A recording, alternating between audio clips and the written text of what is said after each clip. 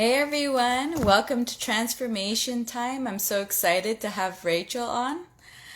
She should be coming on in a minute or so. But yeah, it's going to be a lot of fun to hear her story. I think she's going to have a lot to share with us because her personal development journey she's grown a lot in the last few years. So I think it's going to be exciting once she comes on. While we wait for her to get on, I'm going to quickly just tell you about my networking event. We have 20 free tickets that Ryan Carson has got sponsored for everyone to come. So the first 20 people that come will get to come for free. So I think you should take advantage. And I'm not sure if Rachel knows how to get on this because she said she's here, but she's not coming on. Anyways, I'll keep on chatting. Hopefully she figures out how to do it, or else we might have to stop this again and start. But yeah, this networking event is going to be a lot of fun. We're going to be chatting about the market, what the current market is like. You're going to get to do one-on-one chats with your peers, and you will also get to talk with the panelists and network participants. So I think you should definitely take advantage. And all you have to do is in the post that I talk about the free tickets, all you have to do is, oh, there she is, Rachel's there, but I'm just going to quickly tell you. So all you need to do is say thank you to Ryan Carson and DM me your email, and that's it, and you get a free ticket to my networking event. Hey Rachel, okay, I'm just going to get you on. How do I get Rachel on? I'm not sure why I can't. Oh, sorry. I went the wrong way. There we go.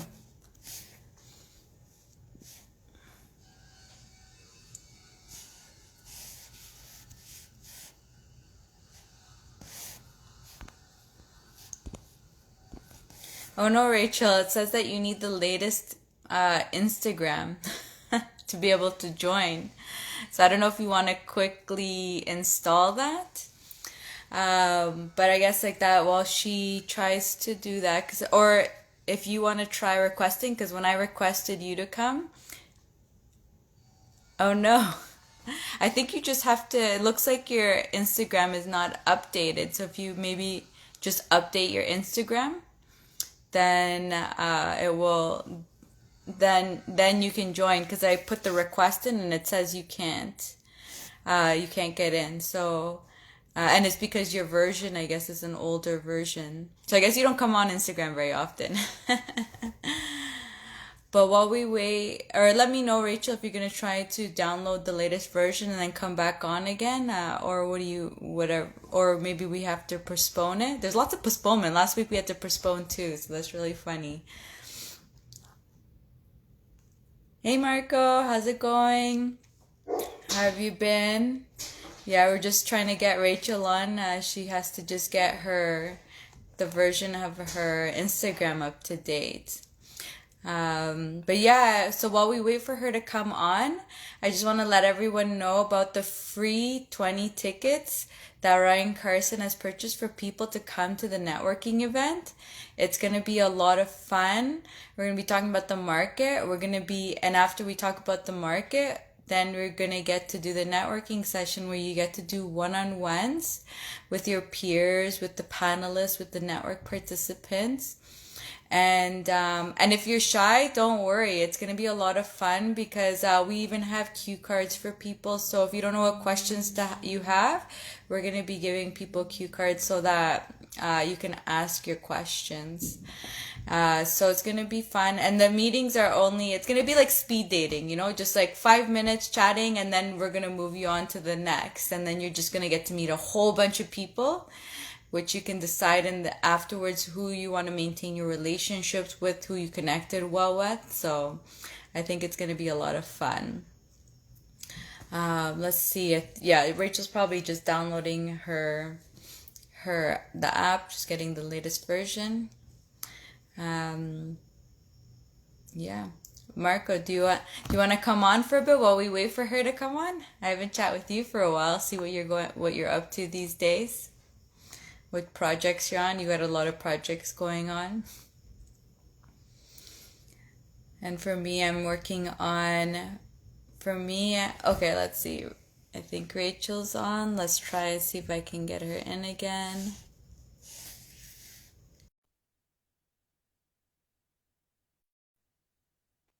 I think you should see the request because it looked like it went through. Hey, Okay. Hey, how are uh, you? A sorry. little bit of a mission, but we made it happen.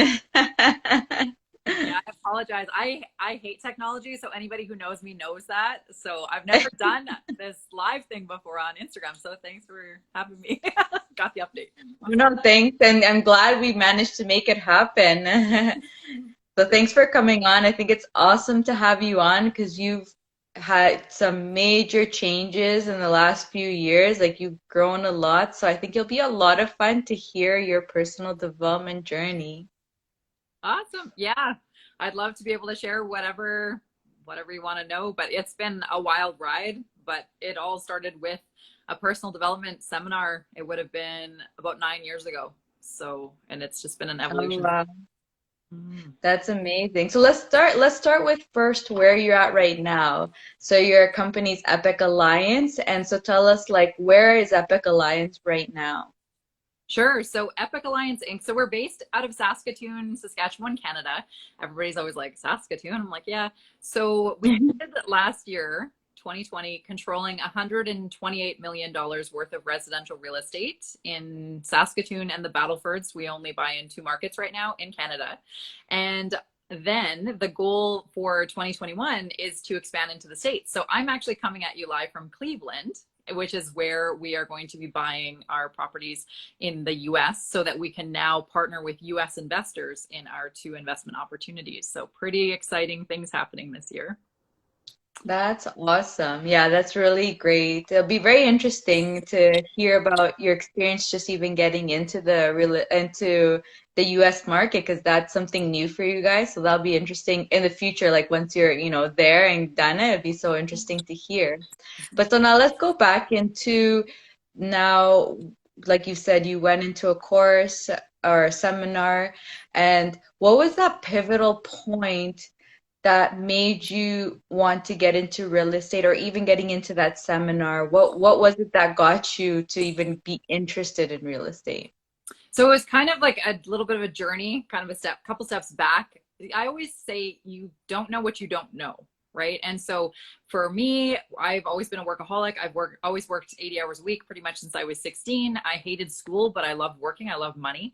And so for myself, I was like, oh, I really don't like school. Just give me the jobs, give me all the jobs. But I didn't know. I've always been kind of entrepreneurial in the background, but I never really found a business that I was super jazzed about as far as wanting to actually physically launch. So I'd never really gone into business of sorts. But after high school, I actually took a business management diploma program. So I had my 2 year program there. And just because my mom's an educator and she's like, you have to go to school. And I was like, I don't want to. Then from there, I just got kind of job after job after job, worked at a bank for a few years, had 3 different positions there. And then I just kind of went and had job after job after job because for me, I like a really steep learning curve and I get bored really easily. And so for me, I would get a job and then, I'd learn it within the year kind of thing. And then I'm like, okay, I've learned it. Thanks. I'm done. Bye. Right. And then that's not really great for a traditional resume. So anyway, so my job has been kind of like, I think I had on calculated it. Yeah. I think I've had over 30 jobs in my working life. So it's a lot.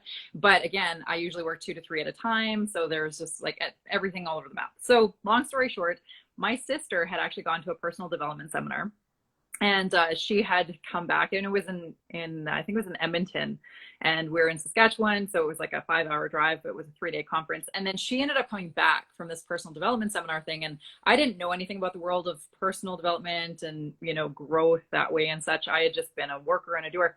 And so she was like, you should go, it was so amazing. And she's telling me all about the stuff and I was like, whoa man, did you drink the Kool-Aid? Like what is happening? Like she was just like super wired. And I was like, I don't know what's gotten into you, but I'm good.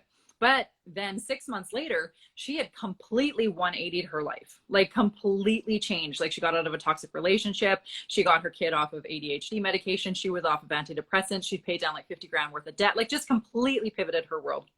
And so I always say the proof is in the pudding. So then at that point in time, she was in a new relationship and she was going to be reattending this seminar that she'd gone to. And she's like, you should come. I was like, oh, fine, I'll go. So I went, and absolutely life-changing. And so the program was just basically a 3-day personal development seminar. They're not really in business anymore as far as they pivoted a lot, whatever. But it's kind of like the same sentiments as like you would learn in Tony Robbins events, and, you know, the really high level stuff, talking about the laws of the universe, and, you know, just really building a good solid foundation for your life. So anyway, long story short, when I went to that seminar, I actually was in electrical school because I was an apprentice electrician at that time. So I came back, I had missed 1 day of school, came back, and then the next week, I actually had the opportunity to go talk to women in the Pine Grove Penitentiary in Prince Albert. It's the women's prison. I got a chance to talk to them about working non-traditional roles. And lo and behold, that is where I met Alyssa. And so at that point, and of course, anybody who knows, spoiler alert, Alyssa is my business partner. And so at the end of the day, we just really clicked. And so we were in school for another 6 weeks, and we would go for lunch or supper, or hang out, whatnot. Realized we had a lot in common. And so in conversation, it came up that I was actually trying to build a basement suite in my own personal residence. And she was like, oh my gosh, this is amazing. I can come help you. And I was like, no, I don't work well with others. Like, I appreciate the offer, but no, let's not do this. So in the meantime, I was reading because I was in school, and I was just had to go to a different city, and I had my evenings and weekends. So I crushed the Rich Dad Poor Dad book. And that was the pivotal moment that completely sold me on real estate. And I was like, oh my God, this is what I need to do. This is crazy. For me, it was like a paradigm shift, right? So that was the big thing. And then from there, it's just been the steps kind of appeared. And Alyssa got tickets to go to a Rich Dad 3-day seminar. And then she went and she was like mind blown. And then we reattended back in Saskatoon a few months later. And then at that point, I had put all my money into my basement suite. So I had no disposable income. Alyssa was like, I'm getting a divorce. I can use my divorce settlement money to pay for her courses. I'm like, who are you, crazy lady? You helped me build a basement suite for free, and now you want to pay for us to take these courses. I don't know what's happening right now. And, really, that's just kind of where the steps appeared. We crushed 8 of the Rich Dad real estate investing courses, 7 of them live in 10 months. Did our 3-day mentorship. From there, we got our first rental property, started what would be our first flip. And it's just really grown from there. I mean, now it started really innocently enough, but we always had the same goal as to take over Saskatoon and then the world. And that's just kind of what we're on our way to do. So that's amazing. You've said like lots of very interesting points, and it's really nice that actually personal development was the very first thing that got you there, because that's probably also also you said your work ethic, like you just love working, and you actually, but a question, like, but being bored, like, so with Epic Alliance, like with the, like you didn't get bored in real estate, or what's kept your interest from not like going on to the next venture? That's such a great question. So what I loved about real estate is that every deal is different. And what we specialize in is creative deals. And so at the end of the day, like we've done so many different transactions. We've done rent to owns, we've done agreement for sales, we've done pre-foreclosures, we've done creative financing, we've done vendor take back mortgages, right? So crafting every deal is always its own adventure. And then being able to negotiate is really, really fun. So originally, back in the day, I used to do a lot of the acquisitions. Since I've come to the States, Alyssa does all of that now, and she's building out that team. But I used to love going out, looking at the properties, and, just kind of poking and figuring out what the issue was. Because I always tell people that at the end of the day, if you have a distressed seller in front of you, it's never about the house. But if you can solve that person's real issues, you'll get the house as a byproduct. Right. And so we did that in our first ever pre-foreclosure house we had. It was a distressed couple who were going to lose the property. And we talked to them and said, like, obviously you can't really afford to keep this. You're going to lose the house to the bank. What do you need to be able to move forward in life? Right. And so their main block was that they had a son who was on disability, who lived in their basement suite, and they were worried about him. They were going to take their profits and buy a motorhome and move on with life, but they didn't know what to do with their son. So Alyssa and I actually set up appointments and brought their son around looking at basically single room rentals type thing with just to rent a room from other people, right? And so, you know, he had tried to do it on his own, but the minute he said he was getting a disability check, people were like, oh no, I don't want to rent from you. Whereas we were like, hey, we have a friend who's looking for a place. He gets a guaranteed check every month. Like, we would house him if we could. We just don't have anywhere to put him. So we went around, looked at 5 different places. By the end of that day, he had his choice of any of those 5 places. So then all of a sudden, boom, we had to hit their house, their son was rehomed, and we were able to get them, you know, a little bit of money to walk away from the property. So it was enough to buy a motorhome. So that's what they wanted to do. They wanted to downsize their life into a motorhome because they just realized they couldn't upkeep the property. And so we let them stay in the house an extra week so that they would have time to buy the motorhome, move everything over, leave everything behind that they didn't want, because we had bins and dumpsters coming anyway. We could take care of that. And then they kept their stuff in storage in the garage for 1 more month as well. So all these extra terms that we were able to negotiate by solving what their issues were, as a byproduct, we got the house for $100,000 below fair market value. And then we were able to do, it was a 6-figure renovation. It was a huge renovation, but we were still able to make $100,000 profit on the deal that we shared with our investment partner at that point in time, right? But I always tell people, I'm like, it's always bigger than the house. 100%. That's amazing. And it is very true. And it's funny the things that you're saying, because those are the things that I'm also becoming like, that have keeping me interested, is like that. Like, when you're negotiating, like, every single person has a different problem, like different scenarios. So it's kind of fun to be like, how can I solve your problem? You know, like what can I do? And it's kind of exactly what you're saying, like being super creative on, and it keeps it interesting because you're just like, okay, this doesn't work. Like, okay, what about let's try like this thing or that? And then it just kind of like keeps it super interesting because, yeah, like you said, like it's always different. Like, yeah, maybe let's say, for example, your kids, like they're losing the house, like maybe there's many people losing the house, but the reasons behind it and what's causing it are so different for each person, and it's just like solving their issues becomes really fun. Mm-hmm. Yeah. And so I guess that's what kept you, I guess, so the negotiation and like different projects is what kept you interested and like not getting bored just because it's so different. So that was kind of like the beginning side, is that every deal I got to go look at, I kind of got to find out and assess the situation. Then from there, we started growing. So year 1, we flipped 1 house. Alyssa and I were both working full time at that point in time. So we did this in our spare time. And by being electricians, we're pretty handy. So we did about 70% of the work ourselves. So it was crazy intense. And then from there, we sold the property, moved on to year 2. And that year we flipped 2 properties. So again, we were both working full time. That was the year I walked away from my job, but Alyssa was still working full time. So again, Alyssa was a single parent and she worked a really high paying job. She worked for the city. So for me to walk away from my $18 an hour job was way easier than for her to do that. So she came along, quitting her job a couple years later. But that year we flipped 2 houses. And then what happened was our market shifted. So at that point in time, it made sense to flip houses because our market was really high. It was a seller's market. But what happened is the year after, our market flipped and it turned into a severe buyer's market. And so again, we went back to basics and we were like, okay, basic real estate investing. What do you do in a hot market? You sell, you flip. What do you do in a down market? You buy, you acquire. And so we were like, okay, pivot and adapt, right? We are going to want to buy these houses. Now we have no cash and credit. We've been using private money this whole time, which is great. We love it. But we were like, how do we buy houses with no cash or credit? So we went back to the drawing board, had to get really creative. At the same time, we actually came across a package of $5 million worth of cash flowing inventory. So it was actually 28 properties in Saskatoon. So we saw the pro formas for each of the houses and we were like, literally 75% of this package hit the 1% rule. Like, this is exactly the stuff we were taught to vet in our Rich Dad courses, right? So long story short, we were like, oh my God, we want these houses. So anyway, long story short, we ended up approaching these investors who own them, got them under control, and we had the rights to sell them to basically other investors, and we could wholesale them, whatever. So we had tried pimping them out to different investors and nobody wanted them. They were coming back with excuses. I don't want the risk. I don't want the areas. I don't like the tenants. I don't like whatever, whatever, whatever. And so all we kept hearing was no.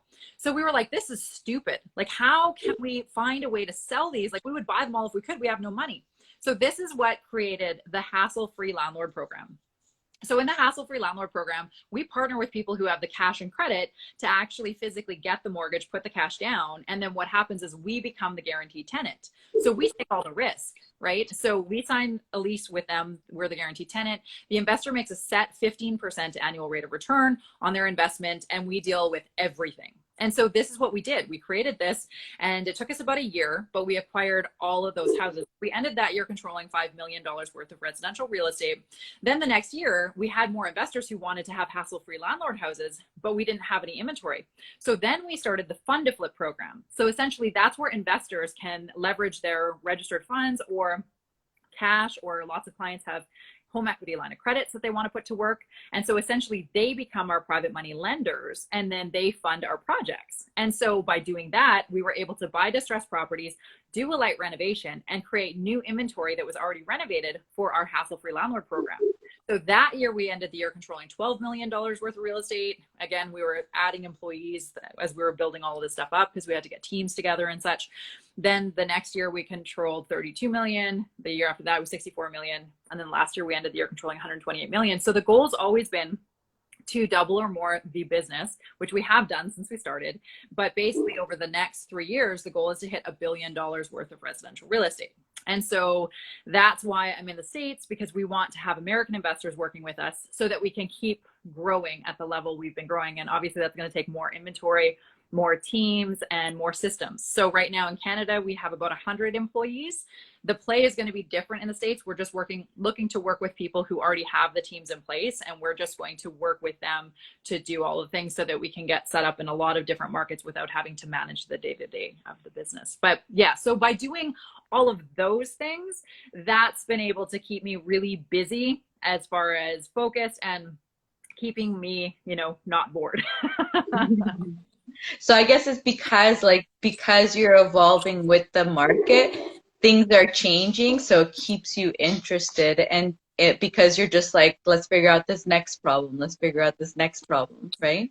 Is that how?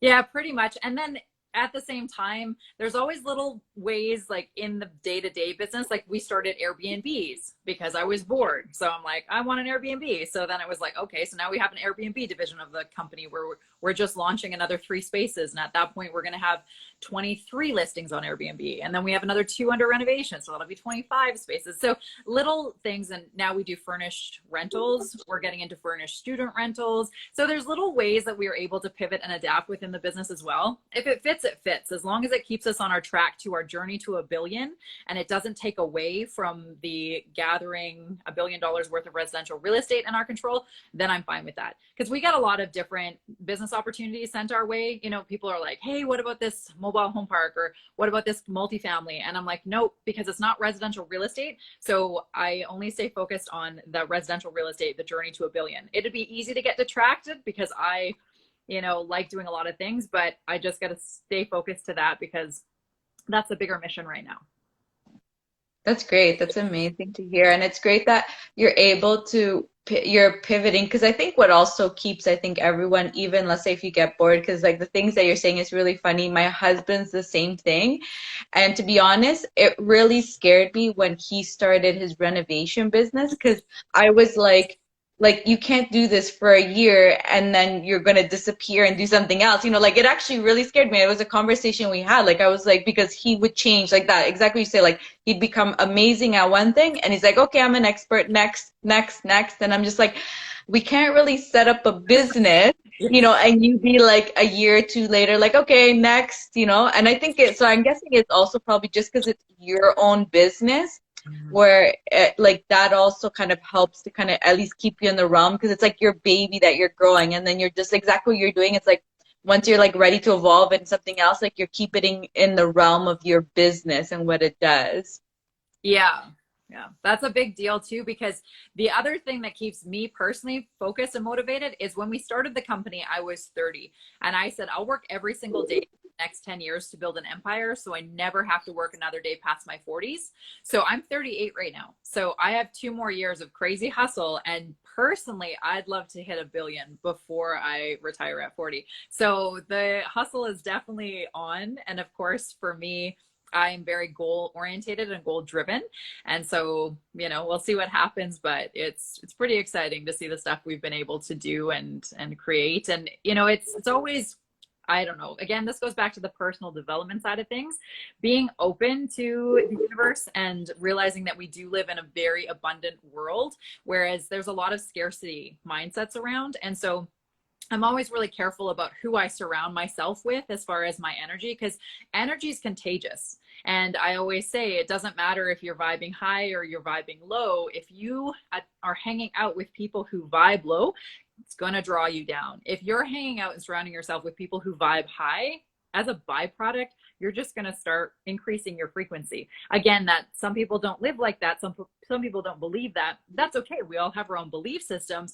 But again, I always say the proof is in the pudding, right?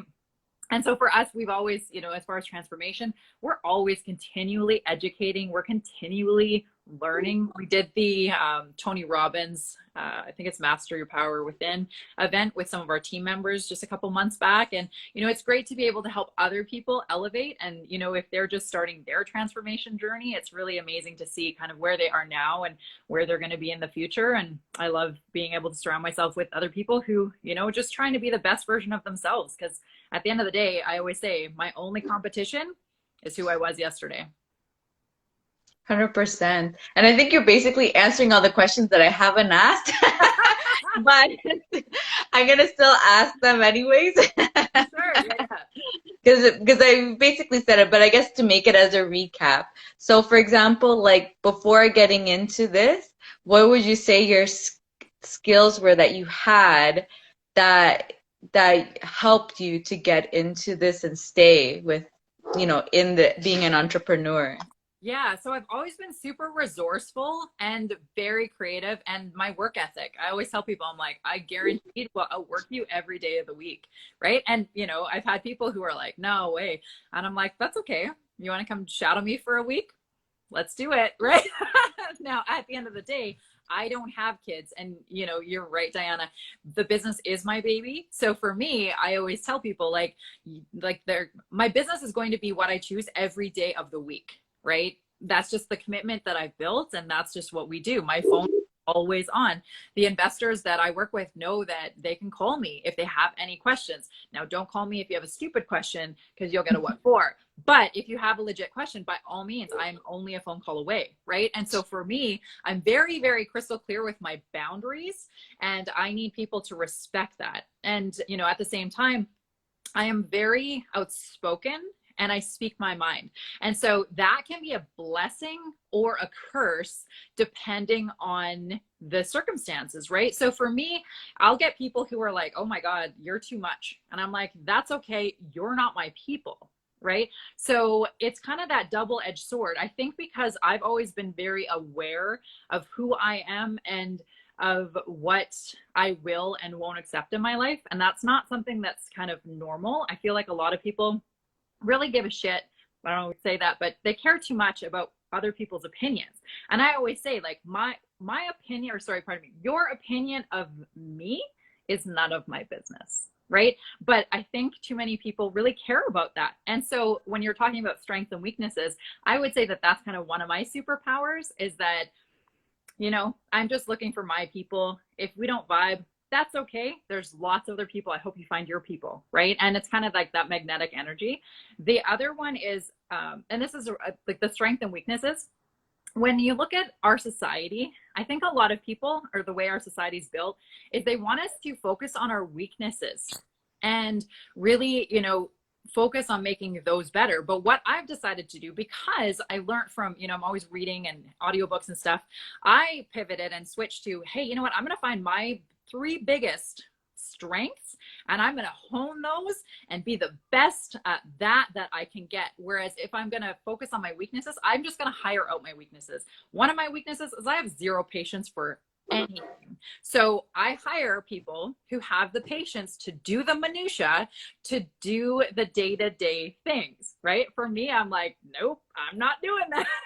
So I hire people who care about the details, because honestly, I am a big picture thinker. I don't want to worry about all the little steps and all the little things. But as far as my strengths, I'm a visionary. I am a great negotiator. I'm pretty creative. When I run proposals for investors, and I literally, we had a client bring us $830,000 to do fund to flip deals the other day, and I'm running the numbers for him, and I'm like, how exciting, man, when he's going to be making 6 figures a year over the next year. That is life-changing stuff, right? So for me, I'm just going to focus over here and put my skills to work, and then we're just going to hire out the rest. That's amazing. And so in your journey, then what do you say are the skills that you've had to learn to, make your business even bigger, or just even improving with whatever yourself? Yeah, those are great questions. So for myself, I'm very blessed to have Alyssa, because she is way more patient than I am, and she's empathetic, which I'm not. Those are not big traits. So it's funny when you start looking at masculine energy versus feminine energy. I'm not talking about male and female. I'm not talking about all that stuff that's happening right now in media. I'm talking about the energy behind it. If you look at masculine energy, generally it's, heavy bravado, and it's loud, and it's big, and it's not gentle and soft and caring, which is more of a feminine energy. And I am very much masculine energy. And so for myself, when I'm dealing with people, sometimes it can come off that I'm quite heartless, which I do care. It's just that with my lack of patience, it just doesn't mix well, right? And so I can be brash, and I can be just a little bit in your face. And so with having a team and employees, I have just realized that I can only work with a certain caliber of people. And with our business, we need all sorts of people. So Alyssa, thank God, takes care of all of the business side of things and all of the team. Without her, there's no way this business would ever have gotten as big as it is, because I would have never been able to keep the employees. So you'd say, so then it's more about just picking the right people to help you with, if you don't have that skill, you're just trying to find that person that has what you need, what you need but you don't have. Yeah, exactly. Again, it's hiring out what doesn't make sense for you. Because honestly, if I was just okay, I'm just going to work on being really patient and being really empathetic, I would be putting so much energy, and I find that stuff draining. That's just not how I roll, right? And so I would be putting so much energy there that it would not be letting me excel at what I do really well. So it'd be holding me back, and it'd be holding the company back. Yeah, that's a great point of view to think in that way, because it is always, I think especially a lot of people usually have a big problem with even just releasing certain types of jobs, and let's say getting someone else to do it, because you, especially that, you're saying, when it's your business, it becomes your baby, and it's almost letting little parts of it go, and you get very attached, I can't leave you with my baby. Yeah, so that was something I definitely had a hard time with in the beginning.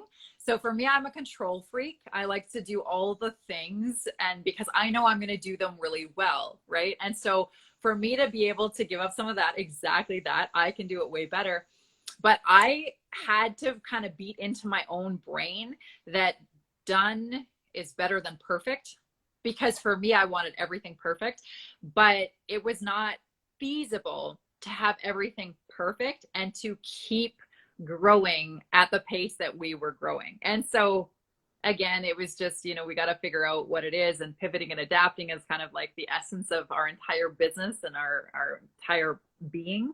But yeah, that was a big one for me. Delegating was tough. And so that was just a personal thing I had to kind of get over and figure out that, it's going to get done. It might not be done exactly how I would do it, but I have to be okay with that.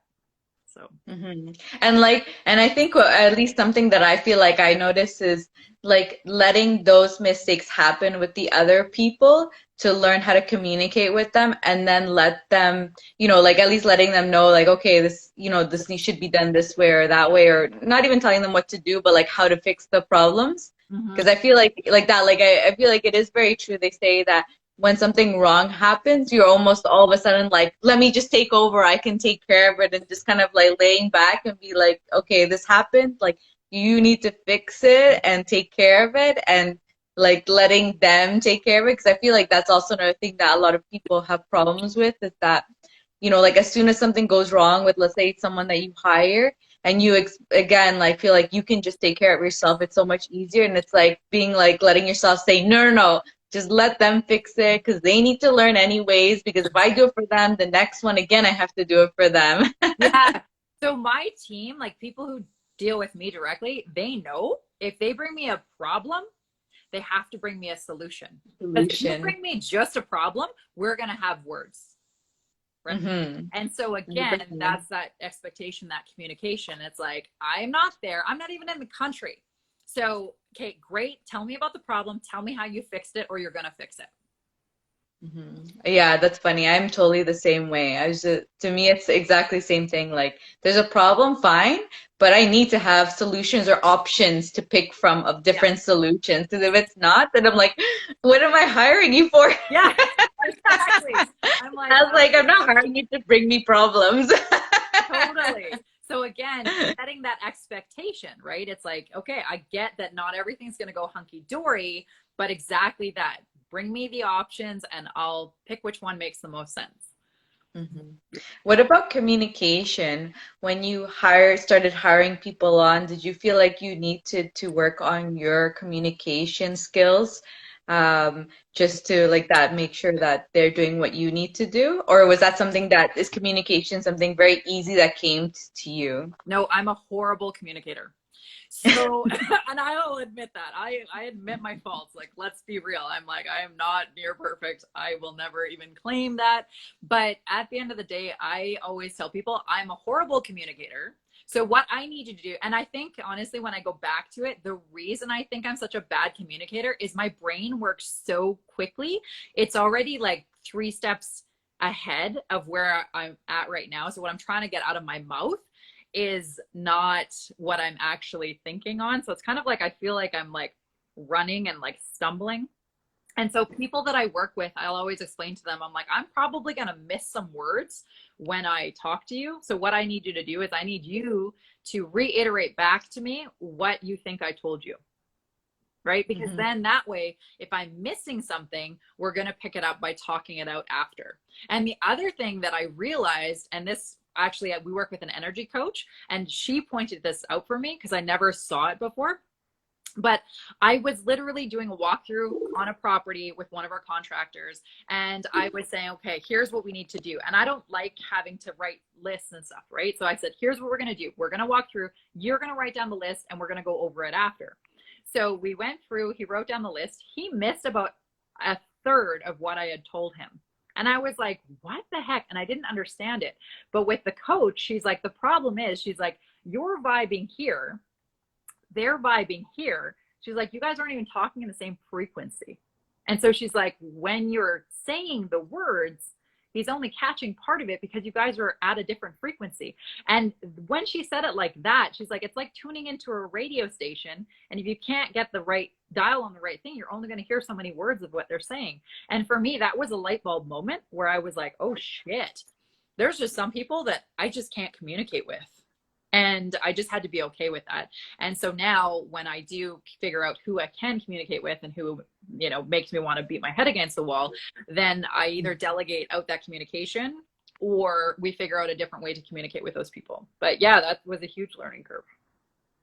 Oh, wow, that's really interesting, actually. That's something that I never thought about. Because it is true sometimes, because for me, it's more same thing. Like I'll ask them to repeat or ask me questions. I'm like, do you actually understand what I said? Because I'm the same way. I feel like sometimes like, I don't know, or, you know, you don't realize like how much you have in your head.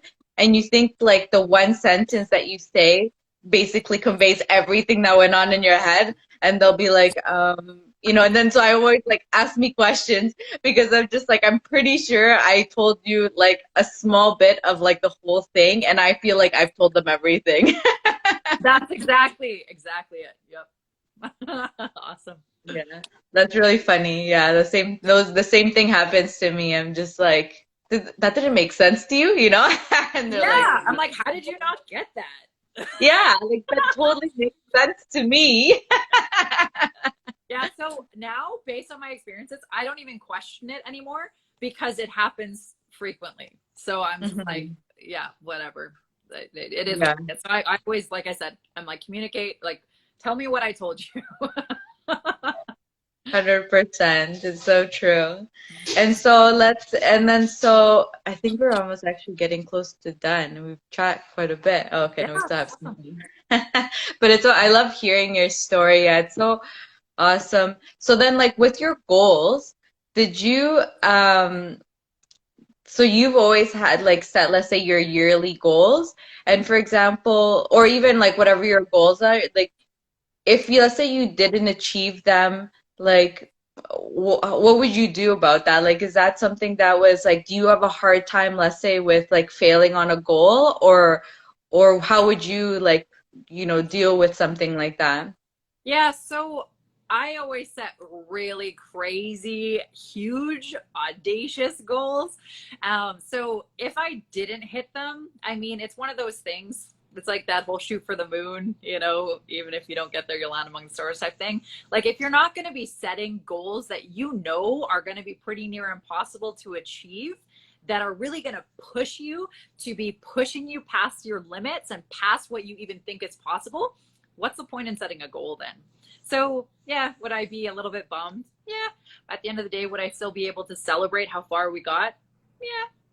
So Oh, so that's good. Yeah, that's really good because I do know there's some people who, if they don't achieve their goal, it's kind of like very detrimental to them and it just kind of like almost shuts them down. So for you, it's just probably like, okay, like, okay, we're gonna achieve that goal. Like we'll try again or something. Or do you ever, completely change your goals? Like have you had goals that you've set and then all of a sudden you're just like, nope, this isn't working. I need to change to a different kind of goal? yeah, so I had this in my vision in my head. I also I wanted to be financially free and I wanted to be able to retire at 40, which I am not giving up on that goal. That is not changing. I know some people are always like, there's no way you're going to be able to not do anything. I didn't say I was not going to do anything. I'm just retiring from the day to day of our business because, and there's another reason, it's because I know that once we have all the systems set up, and we've already built it out, I'm going to get bored. And a bored Rochelle is a really bad thing. And so for me, I'm like, I just need to be retired so I can just travel and do what I want. And who knows, maybe I'll end up starting, international investing or whatever. I don't know. But I just want to, have the Epic Alliance, what we've built already, kind of functioning on its own, built out in the system. And then that lets me go and pursue other business ventures or whatever that looks like. I'm not sure. But I had this crazy goal where I was like, you know what? I don't want to just, be financially free and financially independent. I want to be really healthy. So I had set this goal that I wanted to do an Ironman on my 40th birthday. Okay. So now we're less than 2 years away from that date. I am 50 pounds overweight. I was like, you know what? This is probably not realistically going to happen. So I have actually not shelved, but I've pushed back that goal. So I've decided that I'm going to retire at 40. I want to spend a year training. And then I'm actually going to put the goal to do an Ironman by my 41st birthday, because otherwise I'd probably end up seriously injured or in the hospital or like doing something really bad. If I tried to do all those things, something would have to give. So I've pushed that one out because I was like, let's just focus on the journey to $1 billion and retirement for now. And then I'll deal with the physical side of things after that.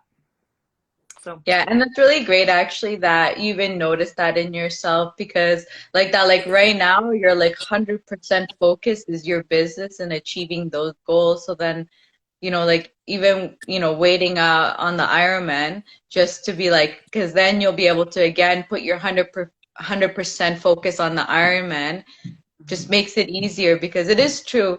I think whenever I think something that happens is if your focus is, for example, like entrepreneurship, getting your business up and running, like you become obsessed about it. And I mean, if you want to be successful at it, you have to become obsessed about just, achieving those goals and putting it in. And then sometimes in that sense, other things kind of get sacrificed along the way because, you're always prioritizing, right? It's just like, whatever, what's my first priority, second priority, third priority, and just kind of like organize that depending on where you're at in your life. Yeah. And it's interesting too, because like I don't have kids, but my sister has four, right? And so again, my commitment is the business. And so my phone never gets turned off. So when I'm in town, I'll go visit every once in a while and my phone goes off. I know I'm only there for so many hours visiting. My phone goes off. The kids are like, oh, Auntie's phone went off again, right? Again, that's the commitment though. That's that hustle. So not everybody agrees with that. Some people are like, shut your damn phone off. And I'm like, again, we have different goals here. These are people who are probably going to be working till they're 50, 60, 70. And I'm like, we are not in the same lanes, man. Like, just you stay in your lane, I'll stay in mine. We do our own things, make our own decisions. Now, it's interesting too, because I actually am in a new relationship as of September of last year. So that's brought a different dynamic about things as well, because all of a sudden you've got this other person in your world. But at the same time, we had set the intentions ahead of time. I said, like, I'm not going to, stop my hustle, stop my grind. And, this is how I am. This is who I am. And if you're going to take away from any of that, then this is not going to work. Right. So it's finding the right person who is like, no, I accept you for that. I love you because you are such a focused individual. Right. And so I'm like, if it's something that adds to my world and doesn't take away, then I'm open to being part of it and receiving that. But yeah, it's just interesting to see people's dynamics and whatnot. But my commitment to my business is first and foremost for right now. Mm-hmm. Yeah. And how was that actually? So having a new person come into your life, because I'm sure even still, there's always going to be changes, even though you say like, your business is 100%, but just like having another person come into your life kind of like puts everything in a whirlwind, I feel like, doesn't it? Because now you're just kind of like getting those new habits or those new like routines set into place. Like how was that for you? Yeah, it's been really just kind of organic, actually. It just kind of really fit well because I was just like, this is not something I was even thinking about being in a relationship till, I was 40 and whatnot. But it just really just came about organically and it's just felt really natural. And what's super interesting is that he was actually in a position to retire in 5 years. And then when we started really deep diving and talking about stuff, I was like, why don't we get you retired in 2? Because then we can retire at the same time and we can travel or do what we want, living our best lives together, right? So he actually brought me all of his investment stuff. And we're just in the process. I rewrote all of his finances. And so he's actually going to be investing everything in with our company. And he's going to be in a position to retire in 2 years with me. So, it's just been really a blessing. And it's just, like I said, just kind of fit. And so, yeah, it's been exciting. That's awesome. That's really great that you're able to, like that, get everything to work together. And I think those are the kind of relations that always work. If they just kind of like, if it's easy, like there's something good, right? Because it just kind of like goes in together and, makes things like so much easier for you when, and if you're like, unless if you're like really trying to work hard, you're like, man, I'm working hard in my business and I have to work hard in my relationship, like too much work all at once. Exactly. Yeah. I'm like really big into kind of the vibe of things and like feeling the flow. And if things feel like they're in flow and not everything's going to be easy per se, but it just fits, right? It just feels right. That's where I'm like super big into the energy things. And it's even with, investor calls or looking at certain properties, like even meeting with people. I'm setting up the different teams in different cities in the States here, like just making sure that energetically we're balancing out at the same vibe because there's a lot of shady shit. There's a lot of shady people. And so for me, I'm always like, I don't have time for that stuff, right? I need straight shooting people who want to do what they're going to do, say it like you mean it, do what you say, mean what you say, all that stuff. And when people are like, oh, well, no, this happened or this happened, excuse, lie, I'm like, I don't have time for that in my world. Sorry, we're done here. Right. So by, again, being really, really cut and dry with my boundaries and communicating that. And, I don't mince words when I talk about expectations of what I need from people who are going to be joining our teams or systems or who I'm going to be working with, because there's going to be nobody being like, oh, I didn't know.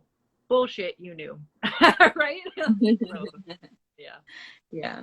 And I think I think it's great even just being straightforward and letting people know what you want because I think that's also exactly what you're saying before, where there's lots of people who are like, oh, I don't want to like say this to this person because, I'll feel bad, or I don't want to like let them down or something. And same thing, it's kind of like, better to tell them now that they know and they themselves make the decision now instead of like stringing them along, thinking like, oh, you're going to get business from me or you're going to get whatever from me, when it's like, no, it's really not going to happen because we're not fitting together or just not making sense. Yeah. And because I had with this one person say that they're like, oh, like, how do you talk to a realtor and like, say that like that you want, for example, comp from them, or like building like what kind of relationship you're gonna have with them. And it's like, oh, like he was like, oh, I don't say that in the first meeting.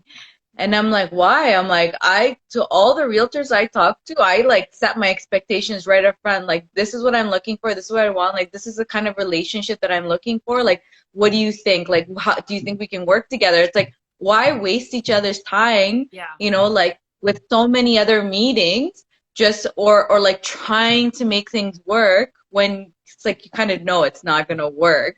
Yeah, sure. And you know what? I think a lot of people really enjoy transparency because you lay all your cards out on the table and it's like, this is the expectation. This is what I have. Like even in our potential investor discovery session phone calls, I make it about the client and I'm like, what are your financial goals? What is it that you're working with? And then I fill in the gaps. And if it sounds like it'll be a good fit, great. If not, no big deal. I always leave with, oh, don't forget, we have a great referral program. If you know anybody else who might be interested, send them our way, right? Because it's not always going to be a perfect fit for everybody.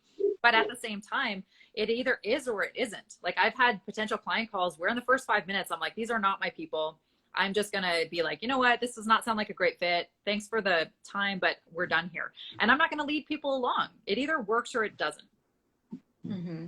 And I think, like, fine, maybe they may get upset in the moment, but they probably like would reflect back afterwards, be like, you know what, this is probably a good decision because we weren't going to work well together, whatever the situation would be. So, yeah, I think that's also is very. It is. I'm the same mindset where it's just kind of like just be upfront from the very beginning because it just makes everyone's life simpler instead of stringing people along for so long and then afterwards, oh, we actually like didn't want to do anything. I feel like if anything, that amount of time creates a lot more time for them to have a bigger, like to accumulate the grudge, and get more and more upset because it's just like, why is nothing happening with this? And why, like they will feel like they're strung along, and then after some time, it's just kind of like, this was a total waste of my time. And I think that creates an even worse perception of you than where it was like from the beginning, you're just setting the expectations and like, you let me know, what do you want, Yeah.